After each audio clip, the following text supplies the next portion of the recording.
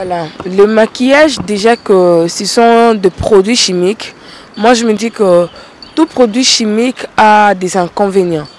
Autant que ça peut nous servir du bon côté, autant aussi ça peut nous nuire lorsque nous abusons de ça. Les mauvais côtés du maquillage, c'est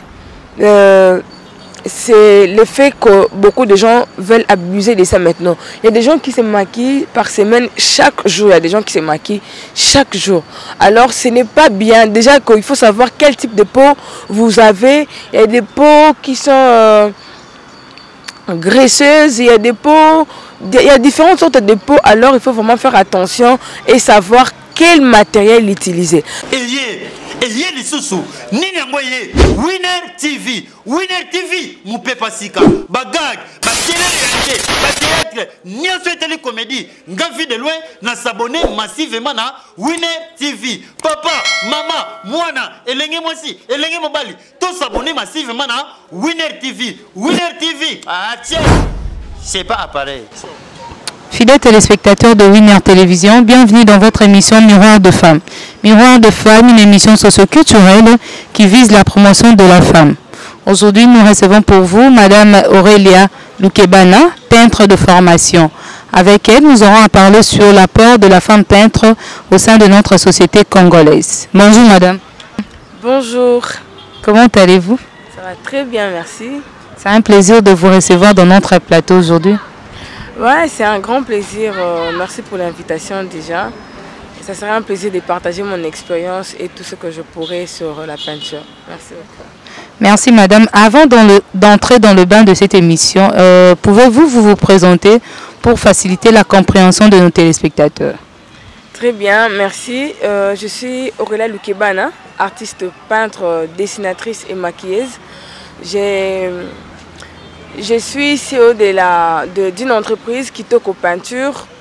Kitoko Peinture est basée sur la peinture des bâtiments et la peinture artistique. Nous travaillons sur des toiles, nous travaillons la peinture des habitats et également les maquillages et aussi les dessins. Donc ce sont ces 4 services que nous rendons à nos clients. Pour embrasser cette filière, autrefois cette filière était vraiment consacrée aux hommes, la peinture. Qu'est-ce qui vous a motivé? Qu'est-ce qui vous a poussé à embrasser cette filière? La peinture, c'est une passion, premièrement. C'est quelque chose que je trouvais en moi, en fait. Je n'ai pas eu des sources de motivation parce que l'environnement où moi j'étais, il n'y avait personne qui faisait la peinture. Et dans ma famille aussi, il n'y a personne qui est dans la peinture. Donc je suis la première à commencer dans ça. Alors, il n'y avait pas de sources de motivation ou une référence précise pour que j'entame ou que je me plonge dans ces métiers de la peinture. Donc, ça a commencé directement comme ça. Cette envie ou cette force de travailler dans la peinture a commencé comme ça. C'est-à-dire que je l'ai trouvé en moi et je me suis directement mise dans ça parce que ça coulait et c'était facile pour moi de m'y mettre dans ça. Donc, voilà un peu. Madame, parlez-nous de votre carrière professionnelle. Alors, nous le savons très bien, vous êtes encore étudiante, mais n'empêche, vous pouvez nous parler de votre carrière professionnelle. Qu'est-ce que vous avez pu réaliser déjà jusque-là?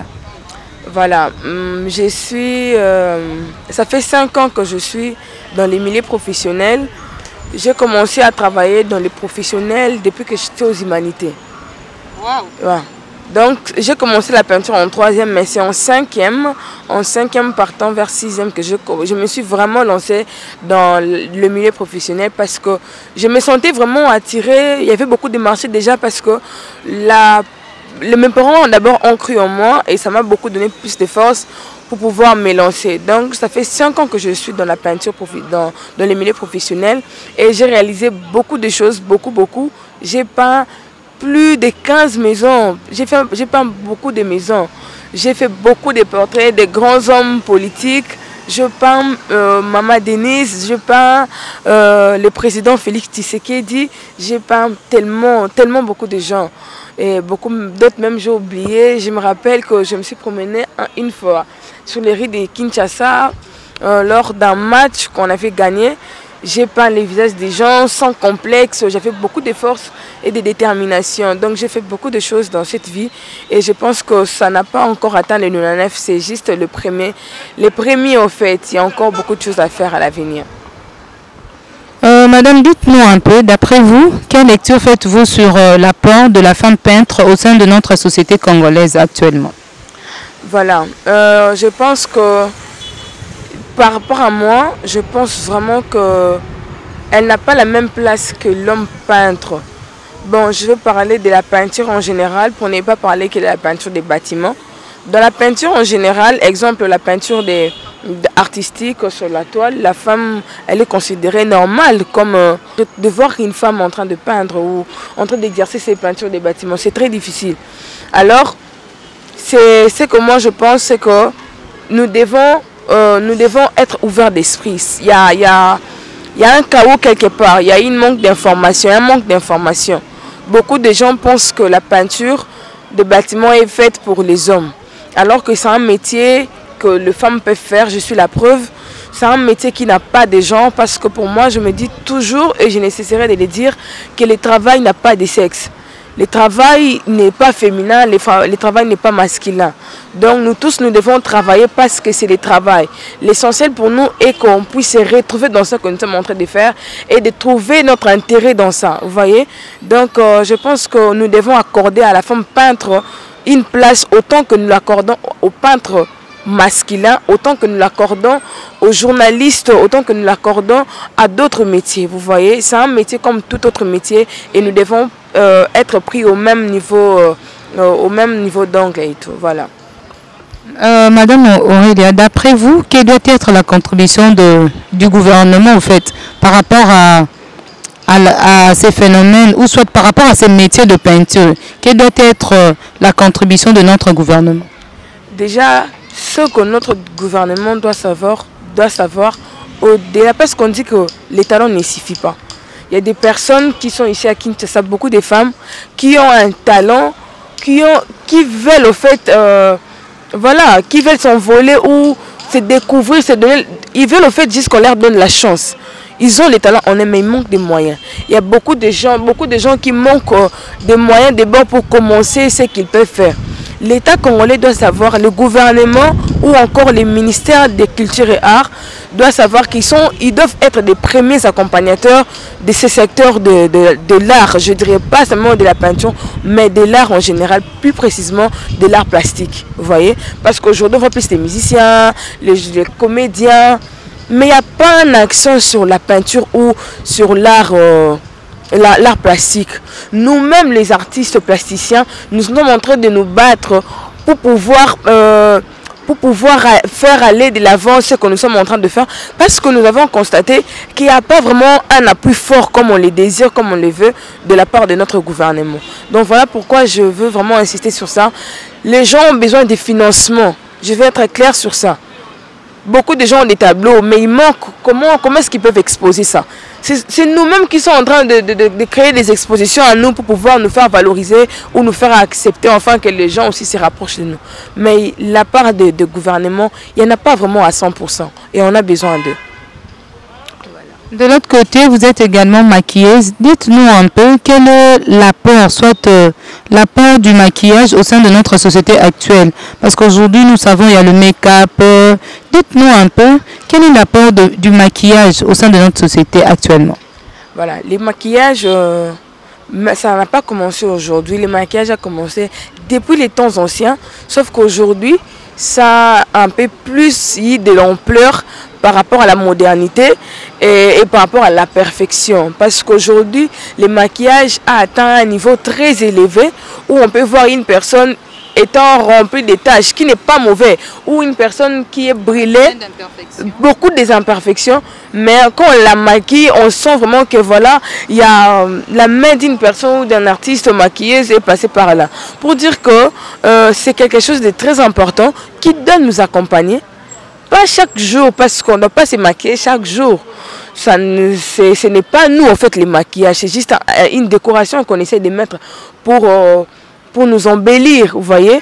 Donc, moi, je pense que c'est quelque chose de très important. Nous voyons des grandes dames, des grandes personnalités, à chaque fois qu'il y a manifestation, ils se maquillent, même des hommes, ils se maquillent de manière masculine, il faut le dire. Et les femmes également, c'est très important pour des cérémonies de mariage et d'autres cérémonies aussi qui nous accompagnent.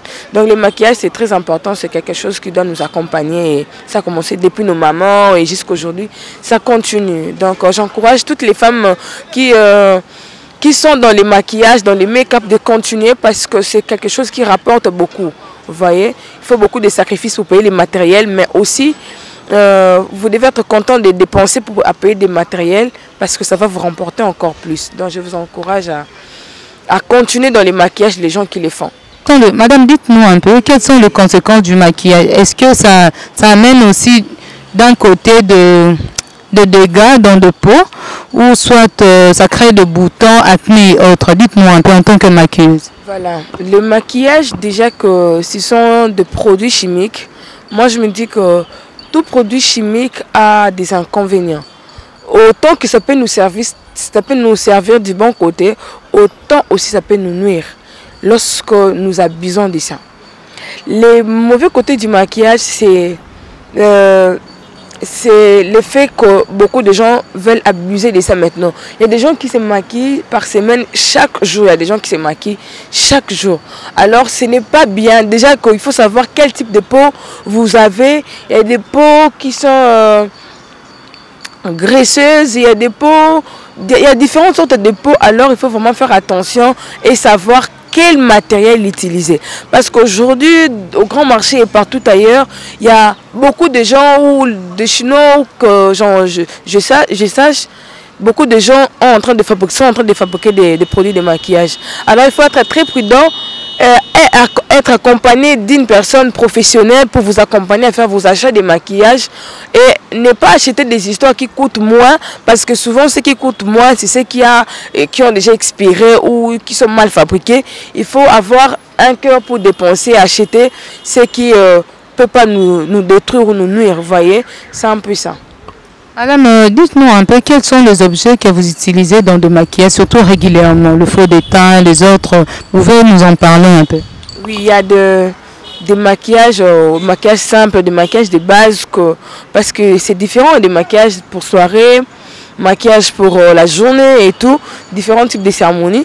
Alors, parce que beaucoup de gens ne sont pas fans vraiment du maquillage en accro, pour eux, moi je pense que c'est mieux d'utiliser un simple fond de teint pour faire la fondation, un fond de teint, un crayon simple, un crayon marron foncé, des concealers et peut-être des fards à paupières un peu plus légers pour ne pas que ça soit trop remarquable, vous voyez, parce que tout le monde n'est pas fan de maquillage remarquable. Donc ce sont des petites histoires qu'il faut utiliser pour avoir un maquillage simple et moins remarquable, voilà. D'accord, madame, dites-nous un peu, en tant que femme, quelles sont les difficultés rencontrées dans votre vie professionnelle depuis que vous avez commencé? J'ai rencontré beaucoup de difficultés et j'ai béni Dieu pour ces difficultés parce que lorsque d'autres personnes pensent te décourager ou te changer d'avis par rapport à ce qu'ils ont aujourd'hui, beaucoup de difficultés qui m'ont beaucoup frustrée au début quand j'ai commencé, surtout avec la peinture des bâtiments. C'était pas facile parce que tout le monde ne pouvait pas croire que voilà, une femme, là j'avais encore 17 ans, vous voyez, j'avais 17 ans, une fillette de 17 ans, peindre une maison, faire confiance et donner pour que quelqu'un peigne ta maison et c'est une femme. Déjà qu'au début j'avais pas une équipe, c'était je prenais mes collègues, c'était pas facile, mais j'avais l'assurance et j'avais les savoir-faire. Voilà pourquoi il ne faut jamais juger les gens par l'apparence. Je savais ce que je faisais. Alors quand les gens ne croyaient pas en moi, je leur montrais ce que je faisais parce que j'enregistre souvent des vidéos de ce que je réalise pour montrer aux autres qui ont beaucoup de difficultés à croire que je peux mieux faire la peinture des bâtiments. Je leur montrais. Et après, d'autres ils faisaient confiance. Et lorsqu'ils voyaient ce que je réalisais chez les autres, voilà, après ils pouvaient aussi m'appeler pour aller faire ce même travail chez eux. Donc j'ai eu beaucoup de découragement. Voilà, c'est un métier des hommes. Qu'est-ce que tu seras? C'est un métier qui n'est pas rémunérant et tout. Beaucoup de gens. Alors que c'est rémunérant, vous avez beaucoup d'argent. C'est très rémunérant. Aujourd'hui, je m'en sors. Je ne dirais pas à 100%, mais je m'en sors quand même. Je sais me payer un téléphone. Je peux me payer un ensemble. Je peux subvenir aux petits besoins, vous voyez, sans faire recours aux parents et de manière propre et digne, vous voyez. Et aujourd'hui, je ne regrette pas. Et je bénis ces gens-là parce que ces gens-là m'ont poussé encore à croire en moi. Malgré leurs mots qui pouvaient me décourager. Bien au contraire, ça m'a encore rendu plus têtu. Et je me suis dit que je serais. Et aujourd'hui, je suis là où je suis. Et je suis en train de partir là où je dois être. Vous voyez, c'est un peu ça. Madame, parlez-nous un peu de vos perspectives d'avenir, votre vision et autres. Voilà, comme j'étais en train de dire, je suis maquilleuse, je suis peintre. Je suis peintre des bâtiments et je suis dans la peinture artistique sur les toiles.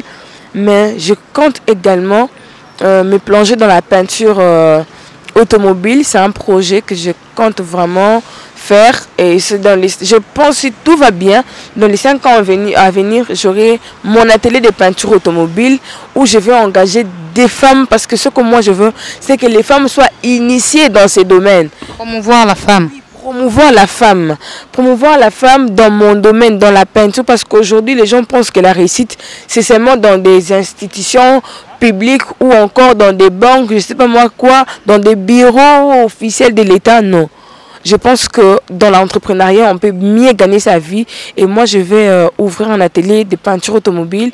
Je vais ouvrir un atelier de formation de peinture numérique, de peinture à main levée, la peinture artistique et la peinture des bâtiments pour pouvoir donner la femme la chance. Parce que c'est un métier où on n'attend pas prendre de l'argent à la fin du mois. Ça dépend des chances. On peut avoir 4 marchés par mois, tout comme on ne peut pas aussi avoir. Mais on peut avoir un marché par mois et faire écaler tout un mois parce que ça remporte beaucoup, vous voyez. C'est un peu ça. Donc j'ai beaucoup de choses que je dois faire à l'avenir et les autres vous allez découvrir. Je pense que ce n'est pas la première fois qu'on va parler avec vous. Il y aura encore d'autres occasions qui vont se présenter à l'avenir et vous verrez ce qu'on va réaliser. Je compte également me lancer dans la menuiserie pour faire des petites décorations de maison avec le bois. C'est quelque chose qui me passionne vraiment et je pense que vous ne serez pas déçus, vous serez très content des résultats que je vais produire. Voilà. Madame, y a-t-il un équilibre entre vos études et votre vie professionnelle? Parce que vous nous avez dit, vous êtes encore étudiante en 3e graduat et de l'autre côté, vous êtes dans votre carrière professionnelle. Est-ce qu'il y a-t-il un équilibre? Comment vous vous en sortez pour de partager d'autres moments où vous êtes à l'université, des autres moments où vous devez aller au boulot qui vous attend? Comment est-ce que vous faites pour s'en sortir? Voilà, j'ai fait de mon mieux. C'est pas facile. Je dirais pas c'est facile parce que suivre des livres à la fois, c'est pas toujours bien. Surtout lorsqu'on n'a pas vraiment la maîtrise de ce qu'on fait. Mais moi aujourd'hui je dirais, même si j'ai pas cette maîtrise à 100%, mais à 90%, je sais comment me dispatcher. Voilà pourquoi je suis ici. Voilà pourquoi des fois je pars dans des maisons et en même temps, à un moment je rentre à l'université, je sais programmer en fait des choses. J'ai une équipe, on s'organise et on n'accepte pas tous les marchés. Lorsqu'on sait que ce travail prendra beaucoup de temps, on n'accepte pas, on fait appel à d'autres personnes parce que la plupart des gens qui travaillent avec moi, ils sont des étudiants. Alors je ne vais pas leur coincer parce que les études aussi, c'est important, vous voyez. Une place dans notre vie. Place très capitale. Si ça ne prenait pas une place capitale, j'allais laisser les études et me concentrer dans la peinture professionnelle. Mais j'ai étudié parce que je sais que c'est important. Donc on s'organise et puis on sait comment gérer vraiment les choses. On n'accepte pas tout. On essaie d'accepter peut-être 2 à 3 marchés le mois ou un marché quand c'est beaucoup. Et on programme avec nos jours de classe et puis voilà. Donc c'est un peu ça. D'accord, madame, dites-nous un peu, parmi les femmes congolaises, laquelle vous inspire, soit elle est considérée comme votre modèle? Voilà, il y en a beaucoup, mais ce que moi, je considère vraiment comme un modèle, c'est la femme de notre président, Maman Denise Tshisekedi. C'est quelqu'un qui m'inspire, il a commencé à m'inspirer depuis son début, quand il a commencé avec ses nouveaux mandats. C'est une femme remplie de leadership. Elle a un esprit de leadership que j'envie beaucoup dans les bons sens, vous voyez. En même temps, elle est ici, en même temps, elle est là-bas, en même temps, elle est dans l'excellence, en même temps, elle est dans plus forte. Vous voyez que ça se fait avec toute ordonnance, vous voyez, avec beaucoup de l'ordre. avec beaucoup d'organisation. Et je l'envie. Et elle est mon modèle et je m'inspire beaucoup d'elle en tout cas. Voilà, c'est vraiment elle, la femme qui m'inspire. Oui, c'est vraiment elle. D'accord. Madame, nous sommes arrivés presque au terme de cette émission. Comme on le dit toujours, le bon son ne dure pas. Vous allez regarder la caméra et vous allez dire un mot à toutes les femmes qui nous ont suivis ou qui nous suivent. Parce que notre émission est suivie partout. Donc vous allez dire un message qui sera très fort à toutes les femmes pour leur motiver. Parce que vous, jusque-là, vous êtes déjà leader, surtout dans votre domaine de la peinture. Donc j'aimerais bien que ça soit en lingala, si ça sera possible. Merci pour ces mots de la fin. Moi, je pense que au-delà d'être femme, au-delà d'être homme, nous sommes des humains. Vous voyez? Donc dans le travail, il ne faut pas apporter que moi je suis. Il ne faut pas dire que moi je suis une femme. Moi si, ça n'existe pas dans le travail. Aujourd'hui nous avons des femmes mécaniciennes, aujourd'hui nous avons des femmes peintres, aujourd'hui nous avons des femmes, nous avons même des hommes maquilleurs. Donc ça, beaucoup de gens ont compris. Même pas à 100%, mais la majorité des personnes ont compris que oui, je veux le faire. Le travail, c'est très bien le faire. Très bien le faire. Sans pouvoir dire que... Parce que les femmes, aujourd'hui, les gens ont des excuses. Voilà, c'est une femme. Non, ce n'est pas bien.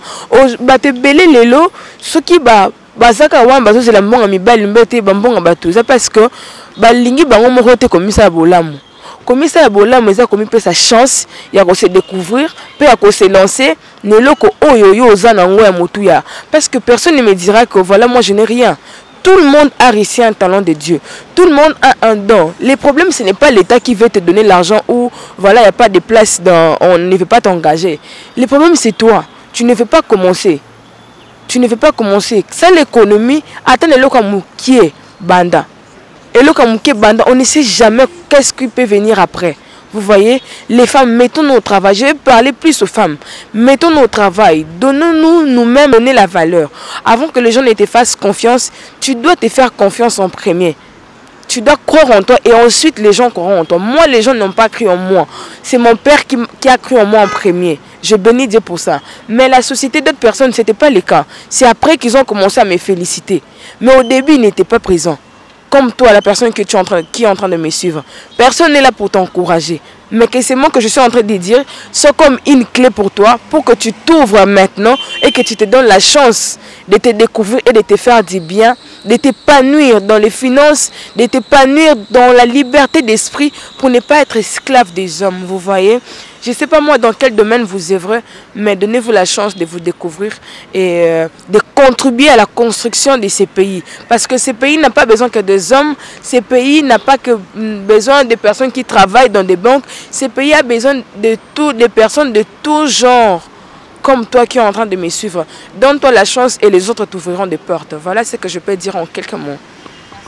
C'en est suivi pour cette émission d'aujourd'hui qui a réussi pour vous Madame Aurélia Noukebana. Avec elle, nous avons eu à parler sur l'apport de la femme peintre au sein de notre société. Abonnez-vous massivement sur notre chaîne Winner One Télévision pour suivre l'intégralité de toutes nos émissions. Pour plus de contacts, vos reportages, vos suggestions et autres, veuillez nous contacter au +243 89 366 77 97. On se retrouve très prochainement pour un nouveau numéro. Bye.